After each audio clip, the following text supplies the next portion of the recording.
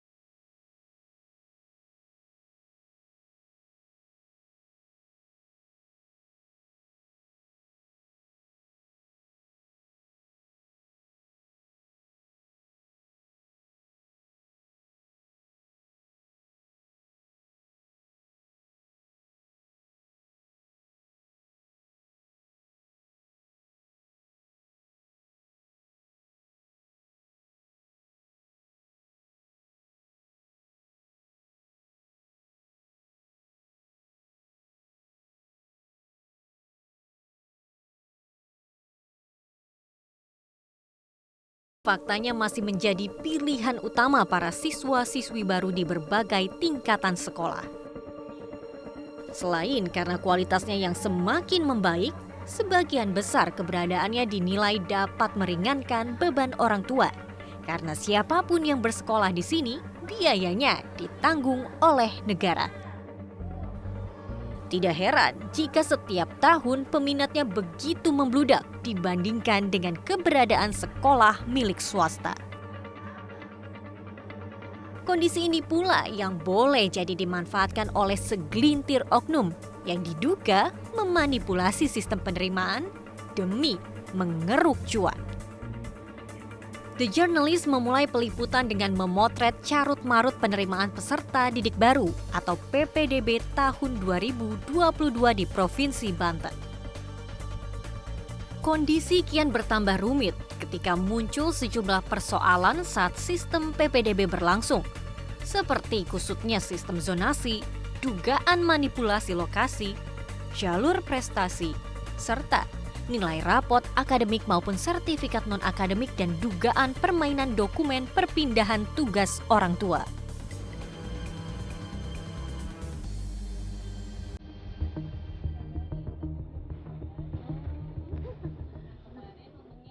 Kekecewaan ini pula yang dirasakan oleh Kiki Kurniasih dan Saidin, salah satu orang tua siswa yang anaknya tidak lolos PPDB tahun ajaran 2022.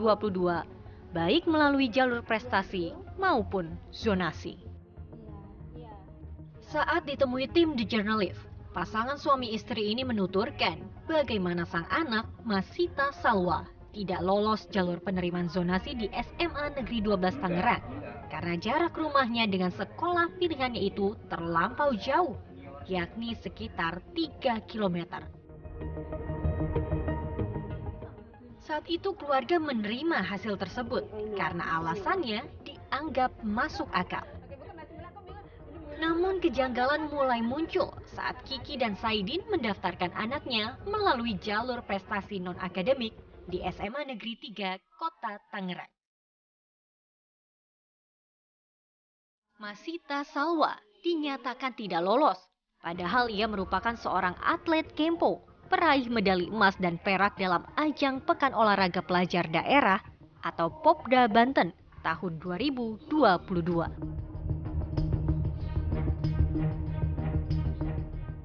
Gadis berusia 15 tahun ini berhasil meraih juara 1 embu berpasangan campuran Q, juara 2 embu beregu Q Kensi, dan juara 2 randori putri kelas 50 kg. Ini bukti juara ke-1. Ini dapat di medali emasnya. Segini banyak medalinya tidak diterima di SMA 3. Seandainya tidak diterima, ngasih alasannya lah gitu, kenapa, apakah kurang nilainya, apakah prestasinya kurang nih, mungkin pinginnya nasional atau internasional gitu loh. Saya akan terima, tapi karena nggak transparan, saya benar-benar sangat sedih banget, itu aja. Saat proses verifikasi, Kiki hanya diminta menyerahkan fotokopi sertifikat prestasi sang anak sesuai yang dilampirkan melalui pendaftaran online. Namun harapan anaknya dapat bersekolah negeri seketika buyar saat mengetahui anaknya dinyatakan tidak lolos jalur prestasi non-akademik. Ketika itu mereka langsung mendatangi SMA Negeri 3 untuk menanyakan mengapa Masita Salwa tidak dapat diterima di sekolah pilihannya itu.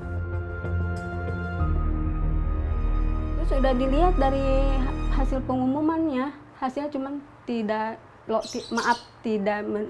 diterima. Hanya itu jawabannya. Tidak transparan, tidak kenapa-napa. Kan kalau seandainya apakah kegeser, apakah kurang prestasinya gimana, kalau jelas kan enak.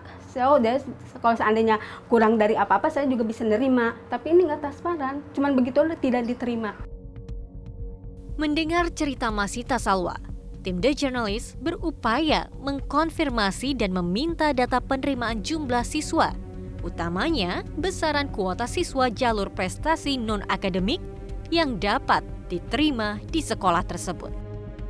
Sayangnya saat tiba di sekolah, kami hanya diperbolehkan singgah di ruang guru piket tanpa dapat menemui kepala sekolah maupun ketua panitia PPDB SMA Negeri 3 Tangerang.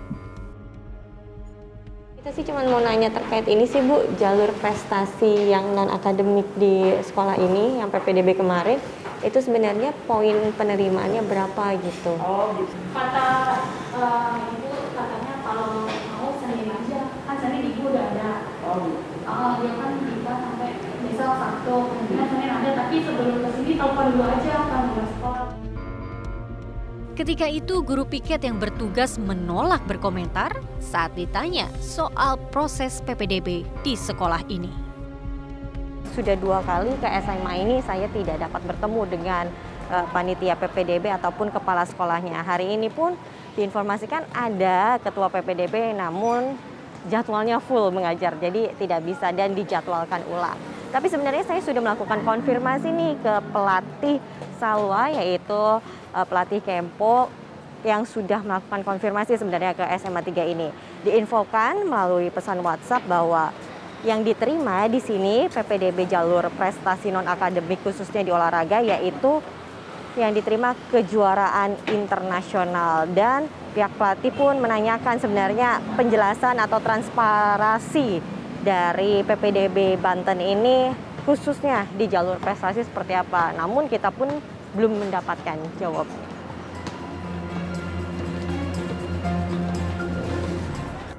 Sejumlah pihak melaporkan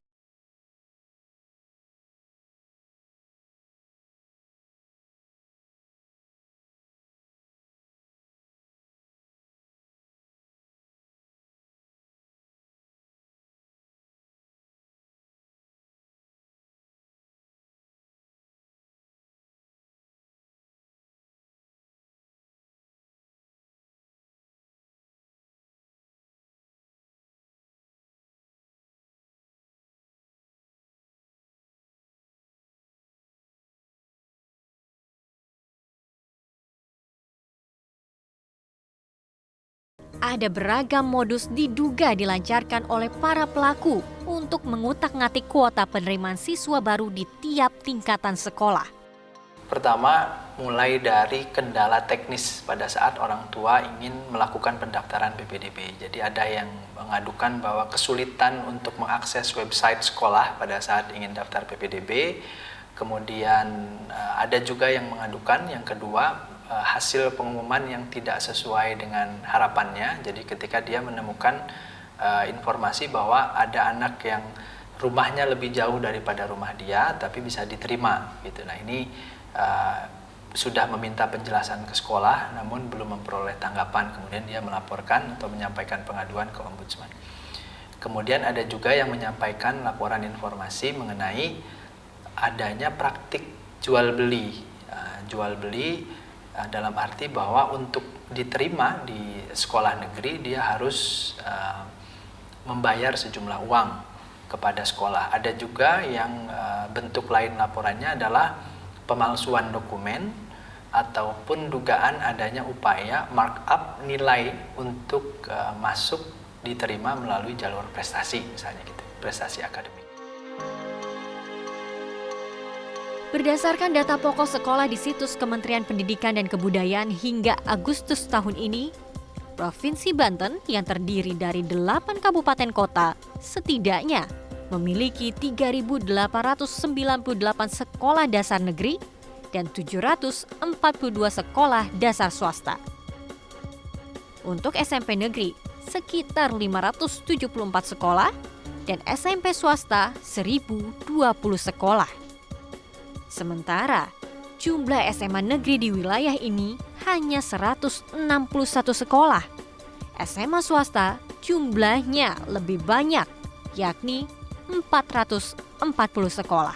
Untuk SMK negeri hanya terdapat 91 sekolah, sementara SMK swasta sebanyak 660 sekolah. Kami menemukan bisa mulai dari ratusan ribu rupiah sampai dengan puluhan juta rupiah.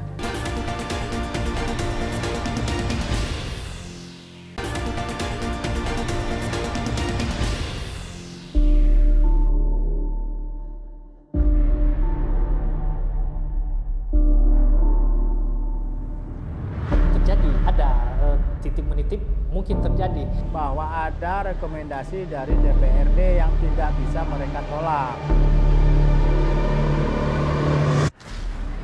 Meski sistem penerimaan peserta didik baru telah menggunakan sistem online, namun tahapan menjaring siswa baru ini selalu saja dikaitkan dengan praktik jual beli kursi hingga keberadaan siswa titipan. Di wilayah Tangerang dan sekitarnya, Ombudsman mencatat praktik ini dikendalikan oleh seorang operator yang berperan mengawal siswa titipan serta bergerilya mendekati orang tua siswa yang anaknya tidak lolos PPDB 2022. Operator ini berkongkal-lingkong dengan pihak sekolah yang disebut-sebut sekaligus menjadi penghubung dengan pihak yang memiliki pengaruh. Pelaku yang akhirnya menggunakan jalur khusus untuk menitipkan siswa ke sekolah-sekolah negeri yang ada di Provinsi Banten. Jadi kita menemukan ada juga oknum legislator, kemudian kita juga menemukan ada oknum pejabat-pejabat wilayah atau daerah di sekitar sekolah. Kita juga menemukan ada oknum-oknum penggiat LSM, komunitas maupun ormas. Kita juga menemukan ada oknum-oknum jurnalis atau wartawan yang kita sayangkan juga terlibat dalam proses ini, itu tidak mematuhi kode etik. Ada juga oknum-oknum yang sebetulnya orang tua yang tidak memiliki banyak akses, tapi dia memiliki kekuasaan atau pengaruh material gitu kepada sekolah. Nah, kalau kami menemukan bisa mulai dari ratusan ribu rupiah sampai dengan puluhan juta rupiah. Entah sebuah kebetulan atau tidak, pada pertengahan Juli lalu, beredar sebuah surat sakti yang diduga berasal dari seorang anggota Komisi 5 DPRD Provinsi Banten. Dalam surat rekomendasi yang salinan bentuk digitalnya diterima oleh tim The Journalist, surat tersebut ditujukan kepada seorang kepala sekolah di salah satu SMA negeri Tangerang Selatan. Isi surat tersebut merekomendasikan seorang siswa agar dalam proses penerimaan siswa tahun ajaran 2022 hingga 2023 saat ini dapat diterima sebagai siswa baru di sekolah tersebut. Dalam surat tertanggal 7 Juli tersebut juga terdapat tanda tangan seseorang yang diduga berasal dari anggota Komisi 5 DPRD Banten. Dalam 2 surat rekomendasi lainnya yang kami peroleh, memo surat juga berkop DPRD Provinsi Banten. Yang membedakan isi surat tertanggal 19 Juni ini ditulis menggunakan tulisan tangan dan dilengkapi dengan tanda tangan serta nama terang.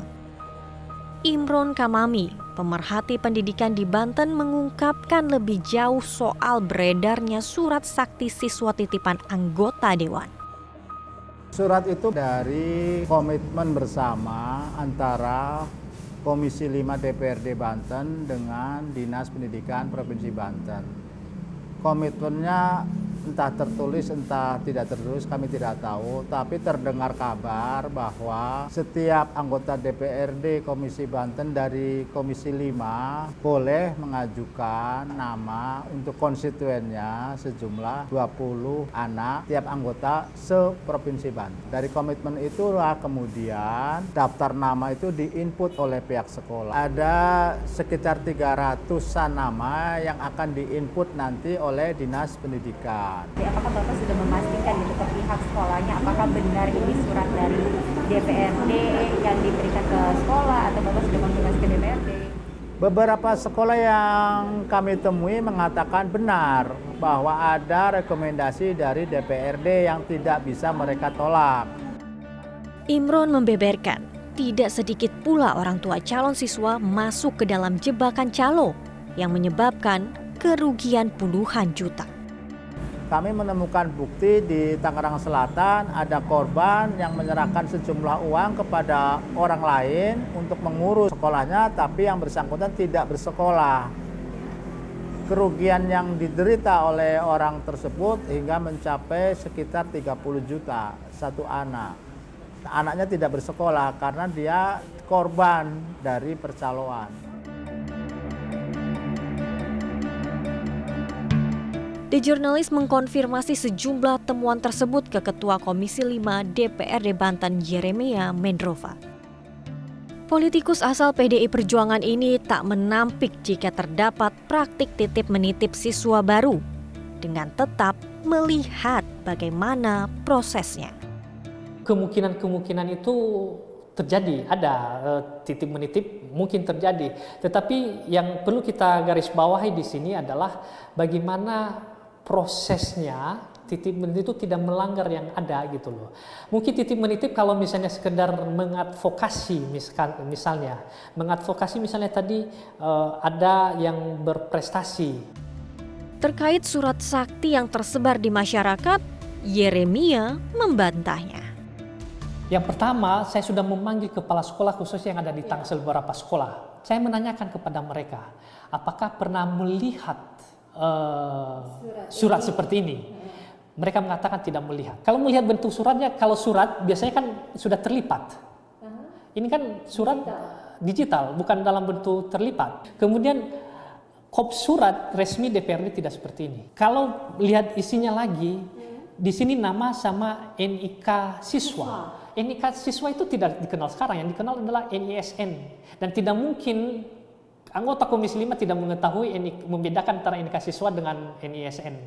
Kalau lihat format tanda tangan, nah, walaupun di blok ini namanya, nah, saya mengecek format tanda tangan yang ada di daftar hadir di anggota Komisi 5, kan kelihatan ini format tanda tangannya kan ada garis-garis begini. Saya bandingkan, walaupun sudah ditutup, tapi kan kita bisa membandingkan format tanda tangan tertentu, walaupun sudah ditutup kan bisa kelihatan tarikannya kan. Tidak ada yang sama, mirip dengan tarikan ini.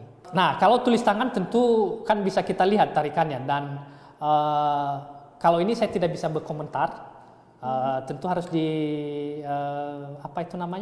dikonfrontasi kepada yang membuat surat tersebut. berkaitan dengan surat ini, tapi saya tidak bisa mengomentari.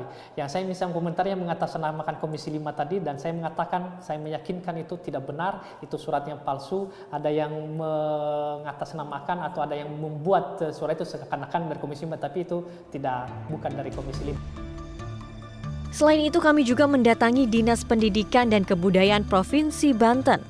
Awalnya permintaan wawancara, kami mendapatkan respon sekretaris dinas, yakni Takwim.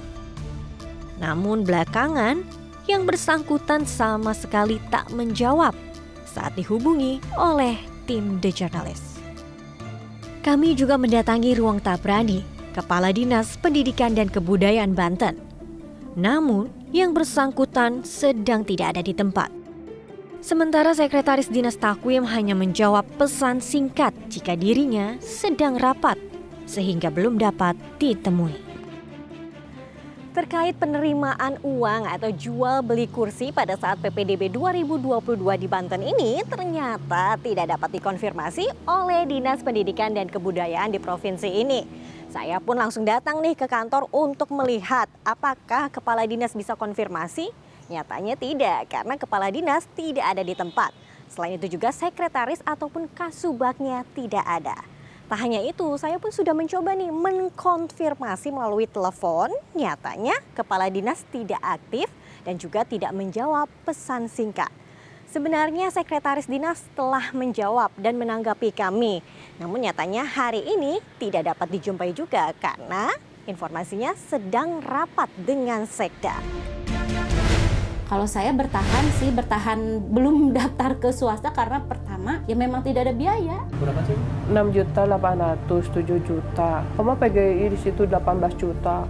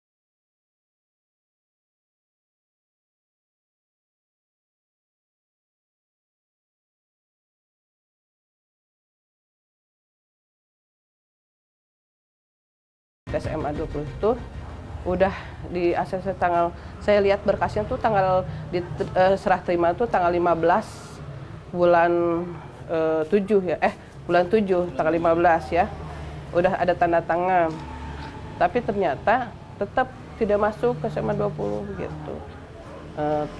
Dikarenakan mungkin katanya berkasnya hilang, nggak tahu lah permainan apa gitu, nggak tahu saya juga ya. Gitu. Sampai sekarang anak saya nggak sekolah. Saya udah keliling swasta juga, sekarang mah swasta teh cash bayarnya. Iya. Berapa sih? 6.800.000, 7 juta. Kamu PGI di situ 18 juta. Dengan perkiraan biaya sebesar ini, Astuti tentu harus berpikir panjang. Pasalnya, penghasilannya berjualan di pasar ditambah penghasilan suami tentu tidak akan cukup untuk memenuhi kebutuhan ini. Sebab itu, ia masih berharap anaknya dapat diterima di sekolah negeri.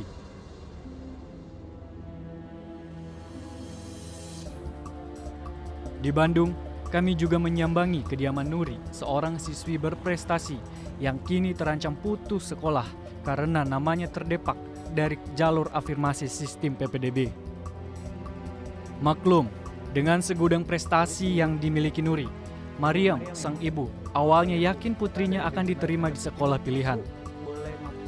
Alasan ekonomi pula yang mendorong Mariam mendaftarkan Nuri melalui jalur afirmasi.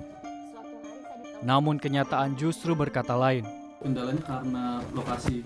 Betul, karena KETM itu yang menentukan jarak maksimal jauh? itu.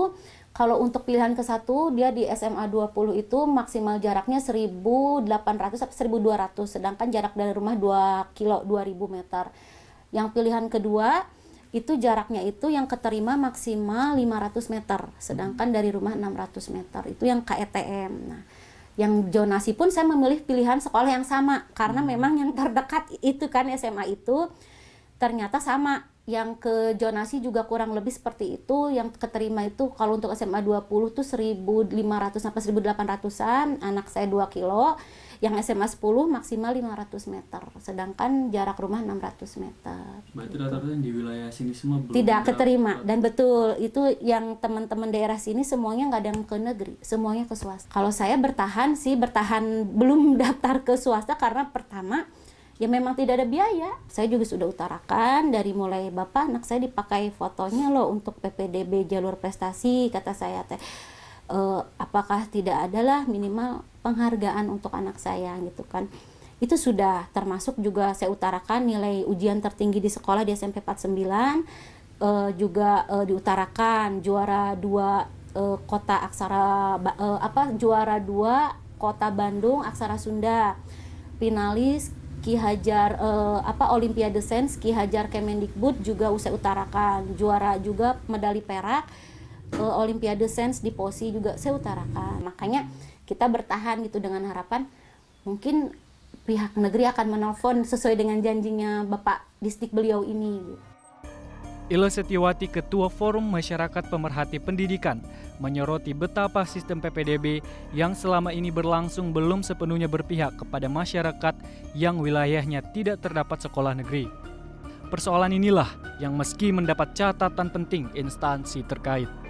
Kalau mau diterapkan sistem zonasi itu, pemerataan sekolah-sekolah negerinya harus sudah disediakan. Baru diterapkan sistem zonasi. Kalau di wilayah-wilayah itu belum ada sekolah negeri, diterapkan jalur zonasi, ya otomatis banyak masyarakat yang dirugikan. Apalagi masyarakat yang berprestasi hanya karena jarak atau zonasi, mereka harus terlempar.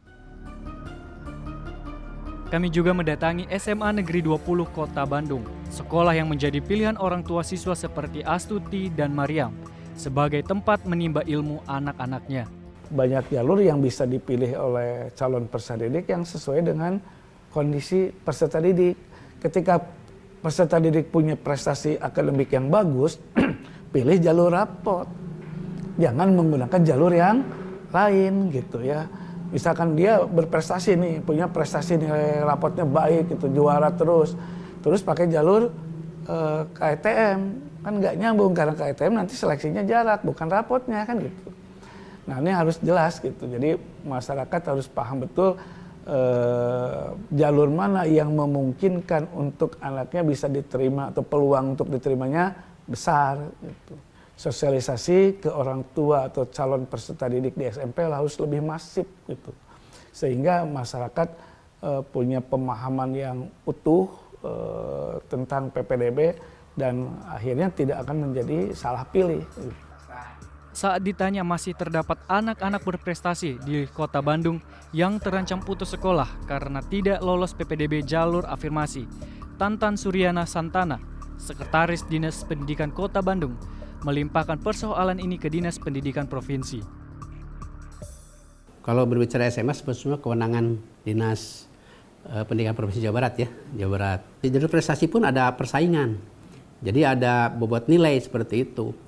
Jadi mana yang disebut festival, misalkan untuk prestasi ya, mana yang disebut dengan kejuaraan. Itu memang masyarakat harus lebih paham seperti itu.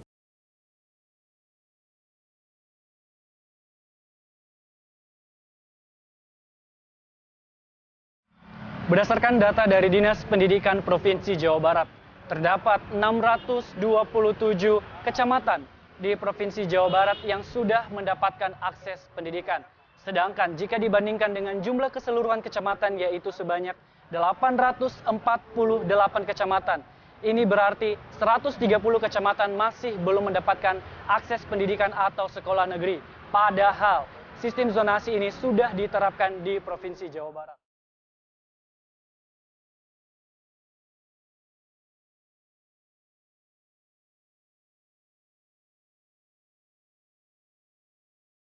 Di sisi lain, saat sebagian sekolah menjadi rebutan untuk menimba ilmu oleh para peserta didik baru, di sejumlah daerah justru terdapat sekolah yang justru sepi peminatnya. Kondisi ini sempat terjadi pada pertengahan Juli lalu saat PPDB tahap pertama usai digelar.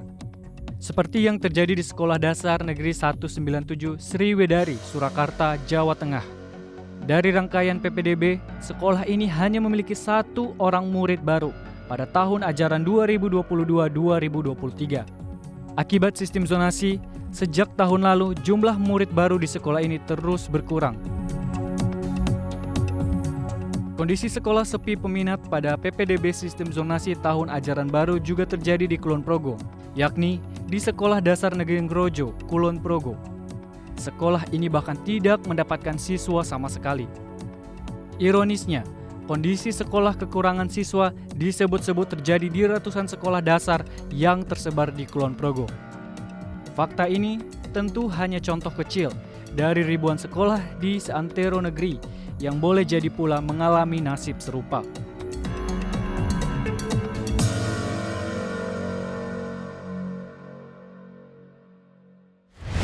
Selalu akan ada ketidakcukupan bangku di sekolah negeri untuk mengakomodasi anak-anak yang lulus.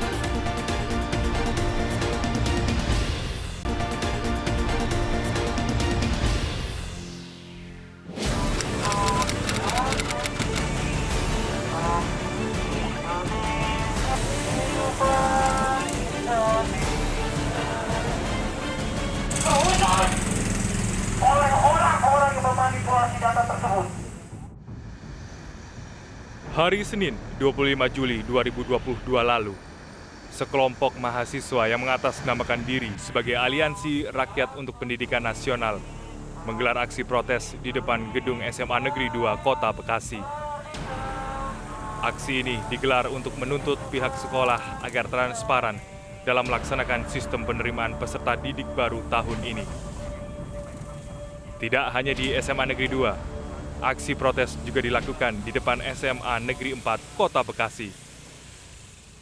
Aksi protes ini merupakan kali kedua digelar di depan gedung sekolah setelah sebelumnya aksi serupa dilakukan di kantor cabang daerah wilayah 3 Dinas Pendidikan Provinsi Jawa Barat.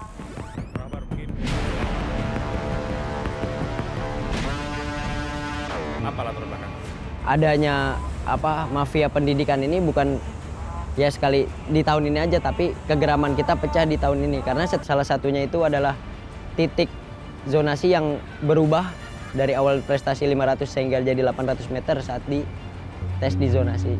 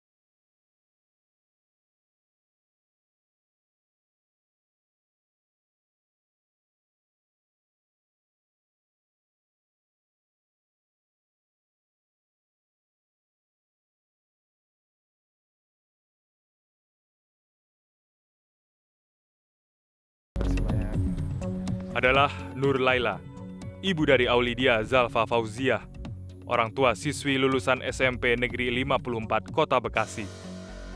Saat itu, putrinya mendaftar PPDB online SMA Negeri 2 Bekasi secara kolektif melalui jalur prestasi, namun dinyatakan gagal.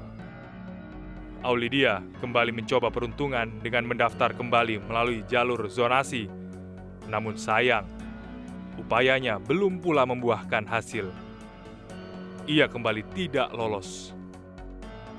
Kondisi ini tentu saja menimbulkan kecurigaan orang tua terhadap proses PPDB online utamanya di SMA Negeri 2 Kota Bekasi yang diduga ada ketidakberesan. Informasi lagi ke sekolah dengan pihak gurunya bahwa anak saya di tahap pertama nggak masuk. Terus apa yang saya lakukan, Pak? Oh, daftar lagi ke zonasi. Saya harus ke sekolah, Pak? Iya. Akhirnya saya ke sekolah lagi. Saya mendaftarkan anak saya lagi lewat jalur zonasi dengan alamat yang sama. Menurut keluarga, kejanggalan kian kentara ketika ia mendaftarkan anaknya di jalur zonasi. Saya sempat kaget, kok yang pertama 600, kedua 800. Tapi saya nggak paham mau ngomong kemana, mau ngadu kemana pun saya nggak paham gitu kan ya. Saya nunggu hasilnya aja. Dampaknya seperti apa yang dirasakan? Yang pertama otomatis saya kecewa dong, ya kan. Kenapa jarak bisa berbeda dari prestasi dan zonasi? Imbasnya akhirnya anak saya tergeser, ya kan. Imbasnya ya anak saya jadi nggak mau sekolah, stres yang berkelanjutan. Ditemani oleh sang ibu, The Jurnalis melihat kondisi Aulidia Zalfa yang masih terlihat syok. Saat kami temui di kamarnya, gadis berusia 15 tahun tersebut tengah berbaring di kasur. Sejak dinyatakan tidak lolos PPDB online di SMA Negeri 2 Bekasi, Aulidia mengalami stres, tidak mau lagi beraktivitas keluar rumah. Gadis penyuka olahraga basket ini pun jadi sering terlihat murung dan menangis sendiri di kamar karena keinginannya belajar di sekolah impian kandas. Sekarang jadi sering murung, kadang nggak mau keluar rumah, berimbas ke psikis anak. Suka nangis kalau tidur karena dia ingin sekolah, tapi tidak tercapai di tempat sekolah yang dituju.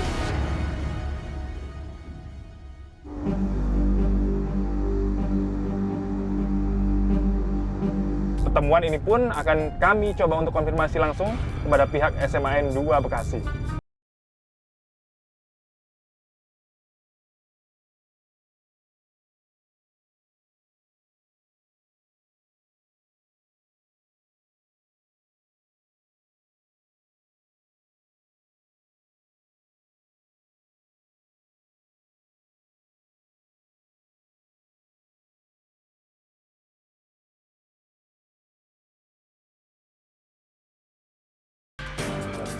Alhamdulillah. Mengkonfirmasi adanya tudingan bahwa SMAN 2 ini diduga melakukan manipulasi data dalam PPDB online 2022. Ini bagaimana jawabannya, Pak? Tudingan itu tidak benar, bisa saya bantah karena gini, titik koordinat yang dipermasalahkan ini kan yang menginputnya itu adalah CPD yang bersangkutan. Karena mereka yang memiliki username dan password untuk membuka aplikasi khusus untuk dia sendiri, gitu. Sedangkan sekolah, panitia dalam hal ini di tim pendataan, operator, yaitu hanya melihat, memeriksa apakah titik koordinat itu sama dengan dokumennya yang diupload. Kita tidak melihat realnya. Kalau misalkan tidak sama apa yang diinput dengan data yang dokumen yang diupload, maka si operator tersebut memberikan notifikasi apa yang tidak samanya.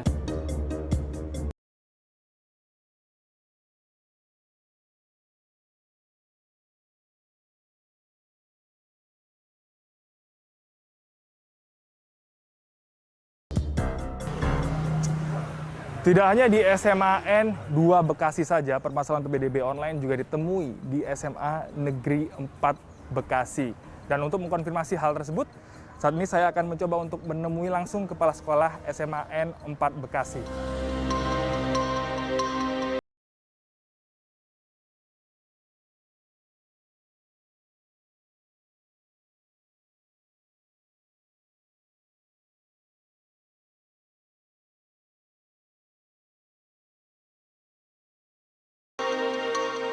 Ada indikasi bahwa di SMAN Negeri 4 Kota Bekasi melakukan kecurangan, adanya manipulasi data. Ini bagaimana tanggapannya, Bu? Dari hasil seleksi PPDB online itu jarak terjauh tahun ini untuk SMA 4 adalah 696 meter ya itu. Dan ternyata beberapa warga yang melakukan aksi ini setelah kami cek dari hasil aplikasi penerimaan PPDB ini jaraknya jauh dari situ. Ada yang 1,2 km, ada yang 900 meter, ada yang 800 meter. Lebih jauh, Dedi Supandi, Kepala Dinas Pendidikan dan Kebudayaan Provinsi Jawa Barat mengungkap dinamika PPDB yang terjadi di wilayahnya. Itu menjadi bagian evaluasi dan masukan kami kepada Kementerian Pendidikan, karena regulasi pengambilan 15% minimal keluarga tidak mampu, zonasi 50%, terus prestasi 25%, itu kita mengadopsi dari aturan yang lebih tinggi. Usulan kami kepada pemerintah pusat agar aturan tersebut diberikan keleluasaan daerah untuk mencoba menentukan. Mungkin saja dalam suatu tempat tertentu, misalnya dalam sebuah sekolah tertentu, itu nilai kuota prestasinya harus lebih tinggi. Bisa jadi seperti itu. Tetapi bagi daerah-daerah tertentu juga yang kita alokasikan untuk mengakomodir warga miskinnya, sebaiknya warga miskinnya lebih ditinggikan persentasenya. Tidak tersentrum dalam sebuah kondisi wilayah.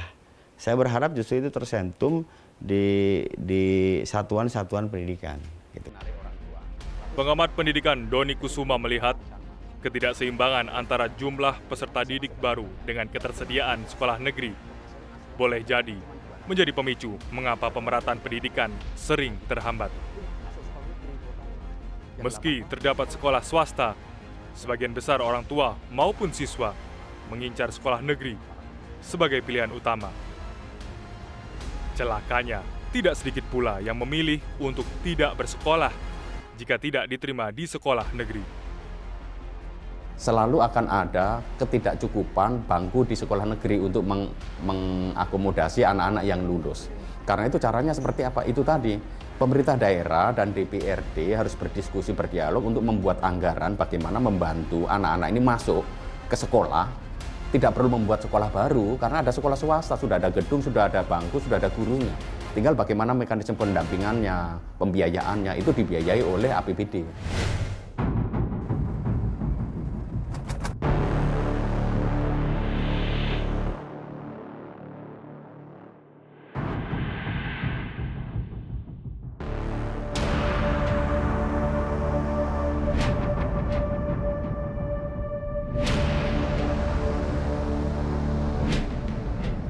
Hari ini Rabu 10 Agustus 2022, upaya The Jurnalis untuk mewawancarai Menteri Pendidikan, Kebudayaan, Riset, dan Teknologi Nadiem Makarim masih belum juga membuahkan hasil. Beragam upaya telah kami lakukan melalui surat permohonan secara resmi, menghubungi sejumlah staf menteri, hingga mendatangi langsung kantornya. Mas Menteri, sepertinya tidak bersedia kami mintai konfirmasi terkait dengan pelaksanaan PPDB tahun ajaran 2022-2023 secara nasional. Pelaksanaan PPDB selalu menemui kendala di sejumlah daerah, mulai dari kendala teknis hingga adanya dugaan permainan segelintir oknum yang mengutak-atik kuota penerimaan. Pemerintah daerah yang selama ini menjadi garis depan pelaksanaan PPDB, faktanya belum mampu memenuhi harapan publik. Karena di sejumlah tempat masih ditemukan adanya pola permainan lama yang menimbulkan ketimpangan serta merugikan orang tua siswa. Jika sudah begini, alokasi anggaran pendidikan yang digelontorkan pemerintah pusat sebesar 20% dari total APBN menjadi sia-sia karena tidak sebanding dengan progres pemerataan pendidikan di daerah yang kerap bermasalah. Meski begitu, acuan peraturan PPDB yang dibuat oleh pemerintah pusat terkesan mengeneralisasi permasalahan di daerah dan boleh jadi perlu ditinjau ulang karena faktanya di setiap wilayah memiliki permasalahan yang begitu beragam. Lantas, mau sampai kapan kondisi seperti ini terus dibiarkan, The Jurnalis akan kembali dalam episode